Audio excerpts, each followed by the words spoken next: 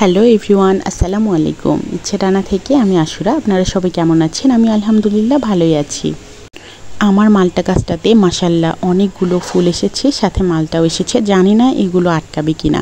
আর যেহেতু মালটা গাছের উপরে কাঁঠাল গাছ, এটা একটু ঝুঁকিতেই আছে, কারণ কাঁঠালগুলো এত উপরে, এগুলো পেকে গেলে আমরা নামাতে পারি না, অনেকটা সময় খুলে পড়ে যায়।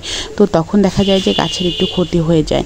তো এই দিক থেকে আজকে তো দিনটা একটু স্পেশাল আমার কাছে, কারণ আমার একটা খুব ভালোবাসার মানুষ আসবেন। তো এই জন্য রান্নাবান্নাগুলো আমি করছি আমার নিজের হাতে।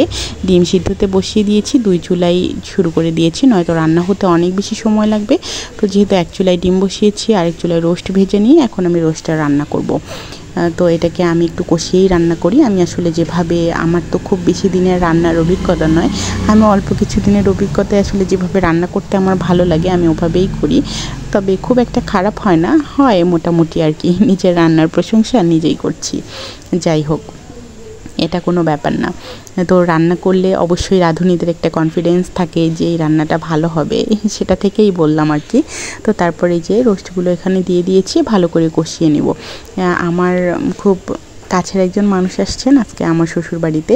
তো এই জন্য আমি আমার হাতেই রান্নাগুলো করছি, কারণ সবসময় ভাই আমাকে ইয়ার্কি করেন যে তুমি কি শ্বশুর বাড়িতে রান্না করো, আসলে এত রান্না করতে পারো?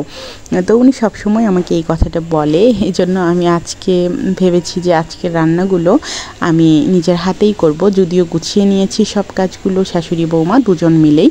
তো তারপর আমি রান্না করছি। শাশুড়ি মায়ের একটু অসুস্থতাও ছিল ওই দিন, তারপরেও উনি আমাকে যথেষ্ট হেল্প করেন সব কাজে, কারণ আসলে এত কিছু তো একা হাতে করা সম্ভব নয়।